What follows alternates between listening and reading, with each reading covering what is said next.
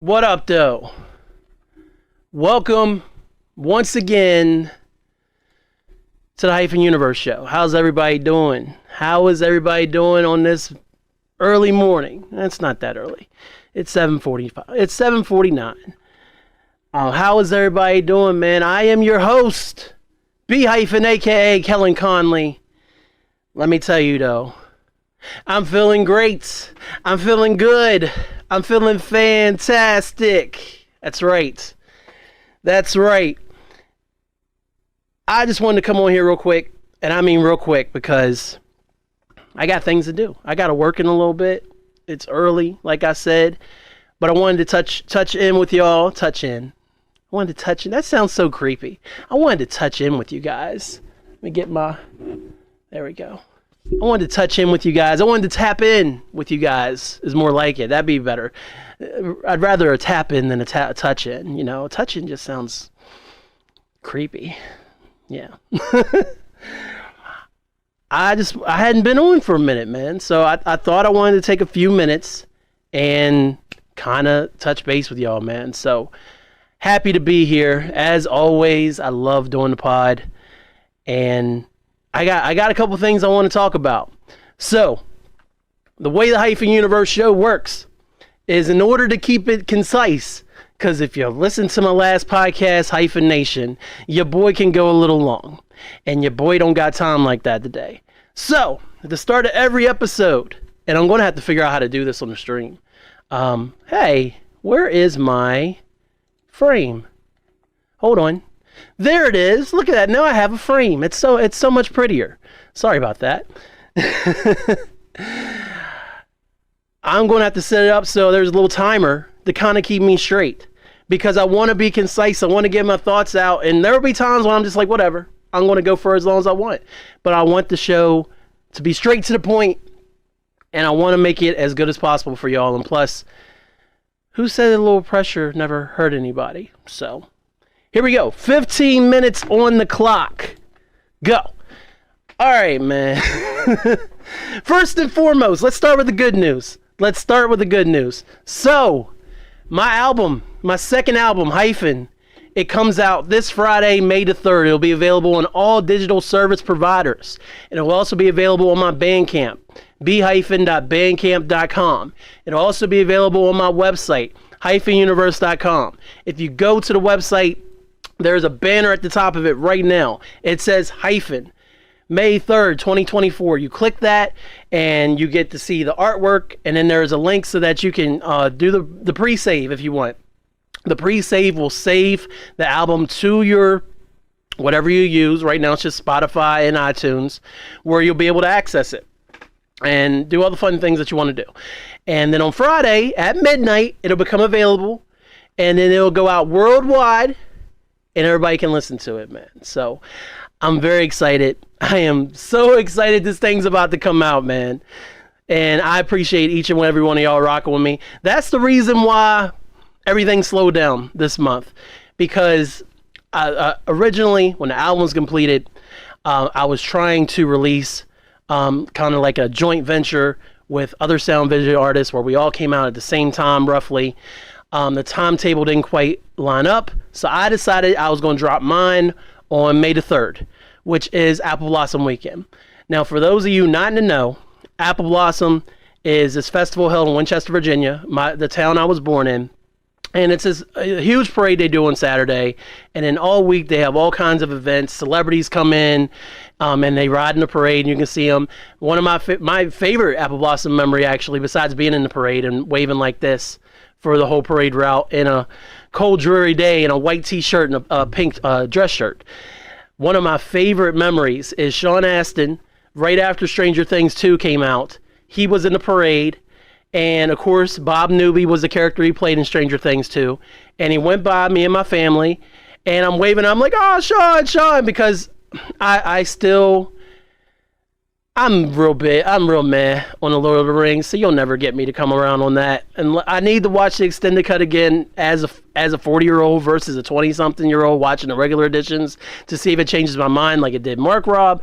But I'm saying I wasn't shouting him out for that. I mean, also Rudy. Rudy's a great football movie. In fact, there's your first recommendation. Go watch Rudy. I don't feel any way about Notre Dame. I'm not a fan of Notre Dame, but I'm a fan of Rudy. And that movie is incredible. Shout out to my man Charles S. Dutton as well. But he goes by, right? And I'm waving, and my family's waving, and I'm like, thank you, Bob! And I didn't think he'd hear it. And he looks at me dead in the eye, and he goes, no, thank you. And I was like, yo, that's so dope. That's so dope, man. So, and then he was there last year, but I missed him because I was getting food. But, you know, you can't capture lightning in the bottle every single time. But I'm dropping it on Apple Blossom weekend, so it'll be out for that whole weekend. And shout out to everybody who got it early and got to listen to it when I did the preview right after I finalized everything. Shout out to all the feedback I got. Shout out to my man on YouTube who called it whack. I appreciate your feedback too. But, oh man, there's so many people I want to thank. I'm going to try to keep that for the music content though. But it comes out this Friday, May the 3rd, and I'm very excited. 11 tracks, executive produced by myself, Eric Jordan, a.k.a. Monster Long, and Matthew Spencer, a.k.a. Chivalry. So I got to do the back cover still. But I'm so excited. Oh, man. I didn't think I'd ever do a second album. I really didn't. And then Aaliyah was born, and, you know, then the plan was I was going to come back and do music, and it took a long time to get here. But this is the best album I've ever made in my entire life. So I can't wait for y'all to hear it. For those of you who haven't. And for those of you who have, go listen to it again. Duh. Go listen to it again. Somebody asked me about physical copies. I mean, I'll burn you a copy, but is there really a demand for CDs or... I'm not doing vinyl. That's too expensive. Or cassettes. Cassettes are coming back. Because, I don't know, maybe I'll figure out something. Do a limited thing where you can kind of get it. That would be cool. I don't know, man. I don't know. It's 2024. But if there's any interest, let me know.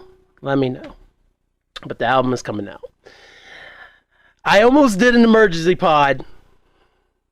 Next topic.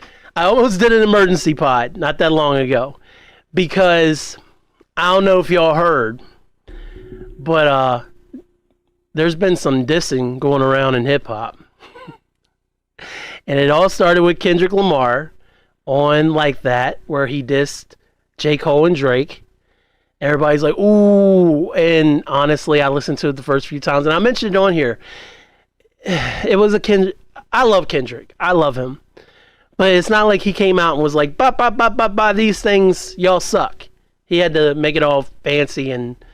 You know, I mean, it's cool. And once you understand the stuff that he said, it's cool that he said it. Well, J. Cole fired back with 7 Minute Drill, and he put it out for one weekend. And the 7 Minute Drill it had a couple punches, it had a couple decent lines, but, you know, everybody thought that was like a return fire. And for real, if they were really going to battle it out, there would be more music from Cole in response to Kendrick, possibly. Well, Cole sat with it all weekend and didn't feel right about it, and he took it back. He took it off streaming. He's like, I apologize. I messed up. And he lost a lot of respect for it.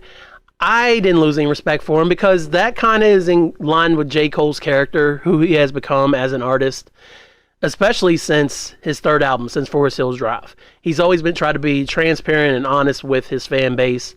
And the fact that he was man enough to say, yo, this isn't cool.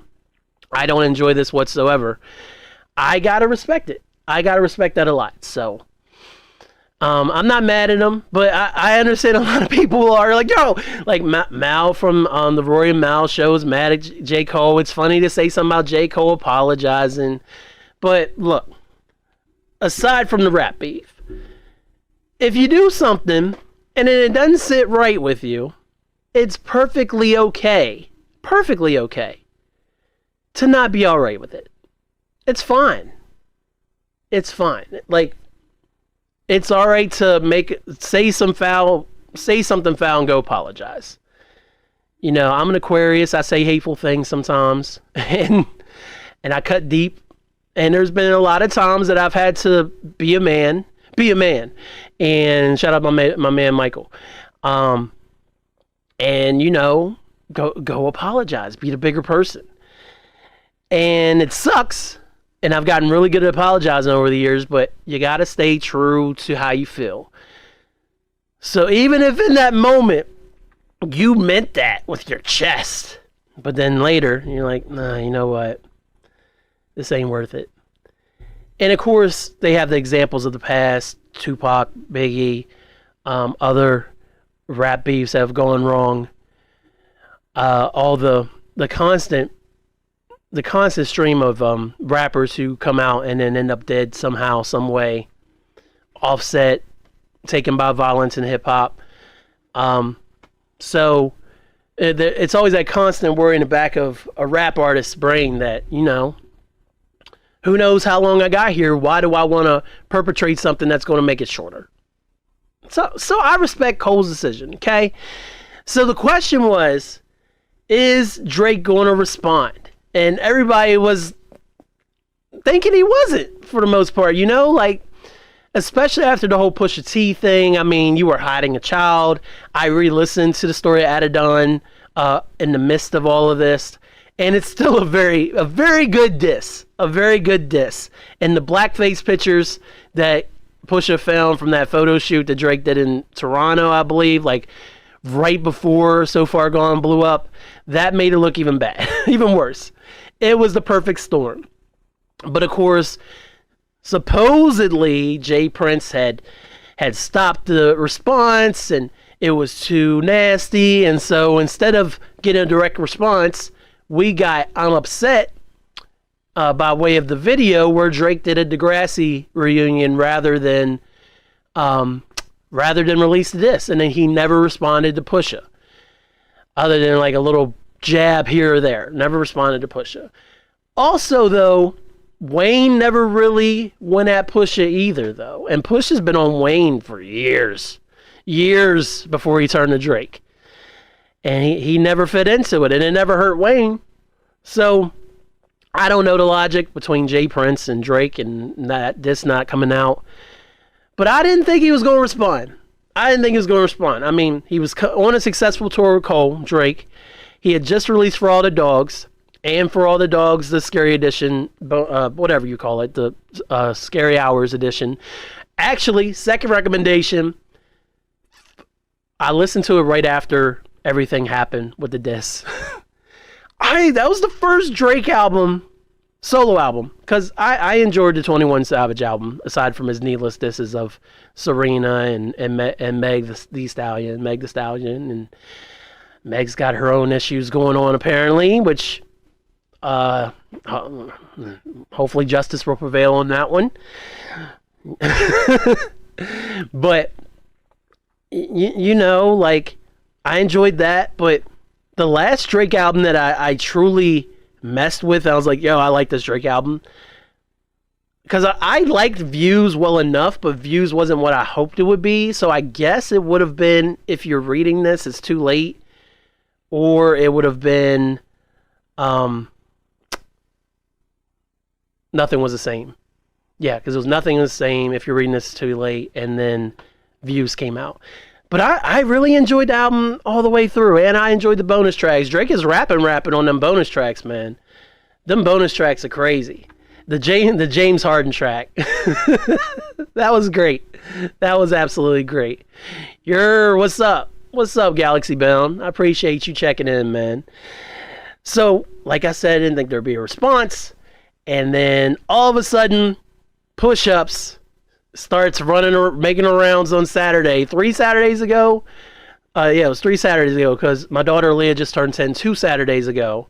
So it was 3 Saturdays ago. I was outside getting ready to mow and stuff.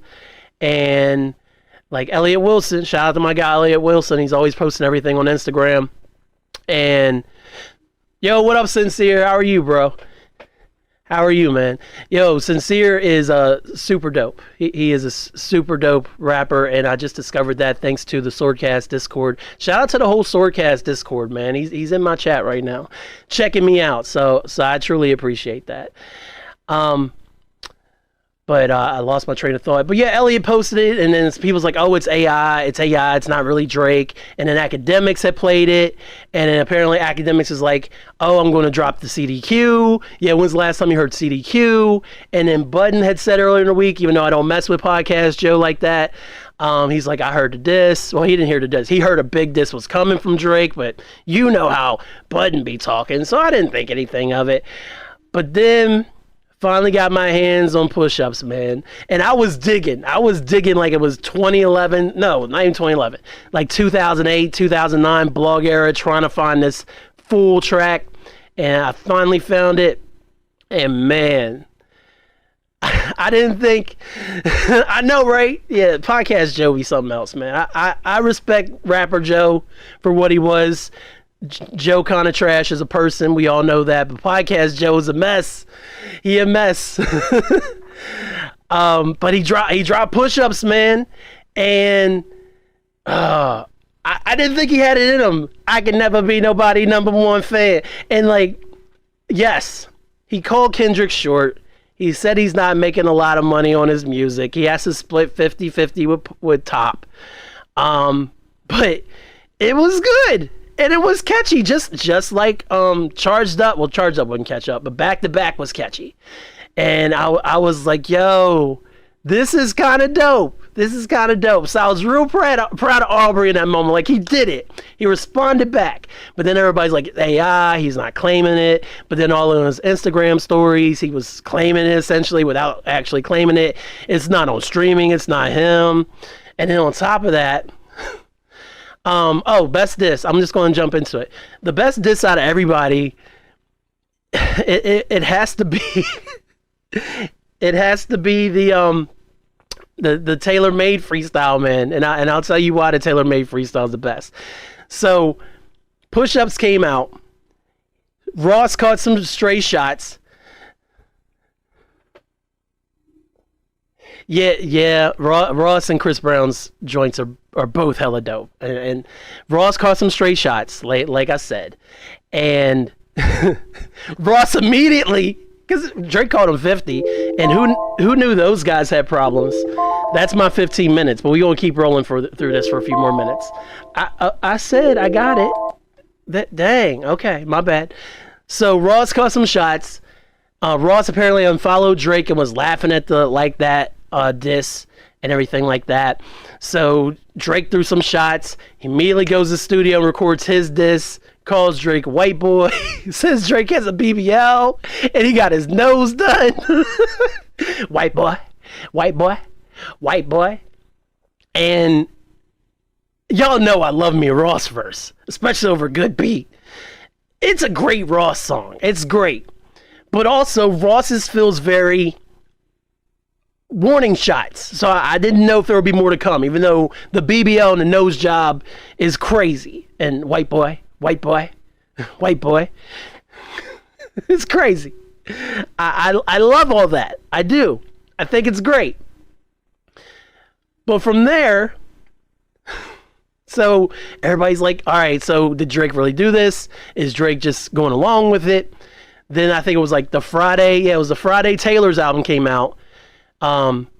That's when Drake dropped Taylor Made. I was sitting in this very chair and I was just messing around, chilling. And my phone's on because in case work calls. Work is happening right now. I don't have to be there. It is old school Ross, exactly. So I'm sitting in this very chair, it's like midnight, chilling, watching YouTube, checking my phone, Champagne Poppy pops up, and that Taylor Made freestyle comes up. And then the first voice you hear is Pac. So I was like, oh no. No, he didn't. Drake did a whole other diss. Yes, walking on marble floor, all white coke, Ross. Absolutely. That's the best rosé, man. That's the best rosé. But Drake did his whole song, took his verse and made it sound like Pac. AI'd it, Pac's voice. Second verse made it sound like Snoop. AI'd it, Snoop's voice. And then Drake comes on and does his last joint. And so at this point, it's like, yo, this guy is going for the kill. He's going for headshots. Took Tupac, one of Kendrick's biggest idols, and then Snoop, who co-signed Kendrick multiple times and has done songs with Kendrick, did the Super Bowl with Kendrick just a few years ago, and just had them both talking about Kendrick and how he's scared to come out. And then he even said, I know you in that studio up there struggling right now, K. Dot. You better come out with some quintuple tundra. He just talking that talk, man. And then meanwhile, Ross is shooting a video for his diss for I can't remember the exact name. It's Champagne something, and he killed it. He killed it. But he's just this, and all he's doing is laughing and promoting his brands, which is amazing. Look, Ross is the only dude who didn't lose to 50, and 50 will tell you different. 50 took out all these other dudes, and Joe might say different, Kiss might say different. Exactly. Drake is coming with that 50 energy. Kiss might say different, Joe might say different, Joe definitely say different, but 50 definitely put them all in their place. He never had to come back at the game really, other than mixtape stuff, because the game shot himself in the foot multiple times. That's just what the game does. That's what his ego does. So who cares about the GU Not stuff? And it's like, yo, we got some real crazy stuff going on. And then on top of that, Chris Brown starts firing shots. Oh my God. He starts firing shots, and Chris Brown's diss is not towards, he's not dissing Kendrick or Drake, but he's dissing one of the Migos that's still alive, as he said. And man, like, I knew Chris could rap a little bit, man, but he was going at Quavo. I just want to make sure it was Quavo. I didn't want to get my Migos mixed up. I'm familiar, but I didn't want to say it wrong. So Chris Brown and Quavo were going back and forth out of nowhere. And it's like, yo, all this dissing energy in hip hop, man, it's crazy. I'm so excited about this. And then 2 weekends ago, same weekend that was it a weekend? It was somewhere in there. When Taylor's album was out, then all of a sudden it's like that. Hey man, I'm from VA, so I was born in VA. I'm a West Virginia dude, but I was born in VA. I was there for 9 years before I moved. So VA dudes do be like that. Then that like that freestyle remix came out, and Kanye got in there and he's talking about Cole and posting memes about Cole, and I don't know any Drake bars. He has songs written by Drake that he raps and is paying publishing on to this day. And he got real, and he kind of ruined everything. Just like Kanye does. Kanye ruined everything. So that's where we're at. Oh, and Tupac's estate said, take that song down. Which technically Drake's job is accomplished. He didn't put it on DSPs. Like, they really can't make him take it down. I guess he took it off his Instagram. That's where he posted it. Because he knew. But that thing's all over the internet, man. If I looked on YouTube right now, I'm sure I'd find at least 20 tailor-made freestyles where people got it posted. So that's out there, man. It's immortalized now. And we got radio silence from Kendrick. My hair is a mess because I ain't really done it. I just threw it in a bun. We got radio silence from Kendrick. Kanye did an interview, which I didn't listen to because I don't mess with him anymore. And Drake is just chilling right now. He's just kind of waiting after he fired off push-ups and then came back with tailor-made freestyle. Ross is chilling right now because Drake hasn't come back directly at him, and he kind of had his moment to shine in all this. And that's where we're at. So, very proud of Drake for clapping back twice. I don't know if Kendrick responds now. Yeah, the fact Cole opted out kind of got the door wide open in Carolina. You absolutely right. You absolutely right. I was hoping Cole would at least address Kanye, but shout out to Cole, man. Apparently he's getting out of his Rock Nation deal and he's getting all his masters. So, hey, man, business over beef. Business over beef, man. He was like, I'm going to focus on getting my masters. Y'all have it. Tour's over. I'm gonna go finish the fall off. I need to check out Might Delete This Later. I heard it's really good. So I need to listen to that project. I'm a Cole fan, but I'm just so slow to listen to music anymore. And plus, when I was recording, I didn't want to listen to other music and everything like that. So, you know what it is, because I don't want to get influenced too much. So I'm behind on a bunch of stuff. Sincere says Might Delete Later it's okay. So I'll still check it out. I really enjoyed the joint he dropped a few years ago. The one with the flaming basketball on the court and everything like that. Again, I suck at names, but that's where we're at today. So that is your Hyphen Universe show, Rap Beef Wrap Up. So you're welcome. So I went a little over on my timer, but Sincere came in and everything like that, but I just had to address that. And again, my album comes out. I heard that Absol track is crazy. I'll go listen to that right now when I get ready for work. I'm gonna go check that out right after this. But shout out to Sincere for coming in, man. I really appreciate it. And we just been rapping and talking about the beef and everything like that. But again, my album, May 3rd, this Friday, wherever your music is out there, go get it. Hyphen. Anywhere you follow me, Twitter, Instagram, TikTok, YouTube. I'm posting all the time about the album. I'm not sorry. Y'all gonna get this album. Y'all gonna know it's out. And I'm sitting on more content. Like, it's gonna be a minute before I stop promoting this album, man. And I'm already listening to the beats for the next one. So I'm very excited. So appreciate each and every one of y'all that listen to the sound of my voice, man. It's always a pleasure sitting down with y'all and doing the Hyphen Universe show. And again, shout out to Sincere for checking in. Hope you join more pods, my dude. Come in for more live shows. I try to do this on Tuesday evenings, but fam's out of town in Charleston, so I went ahead and did it this morning before work. Just to get one in before April. It'll actually podcast tomorrow on May the 1st. But technically it's April. When y'all might hear this on the audio, it is May the 1st. So happy May. Hope y'all had a good April. All that jazz, man. So, I say all that to say this. Drake, do you really got a BBL? I don't know. If you did, I don't want to know. I don't want to know. I don't want to know. If you got a BBL, keep it to yourself. Anyway, though, that's it, man. I'm gonna get back to life, get back to promoting this album. Thanks, y'all.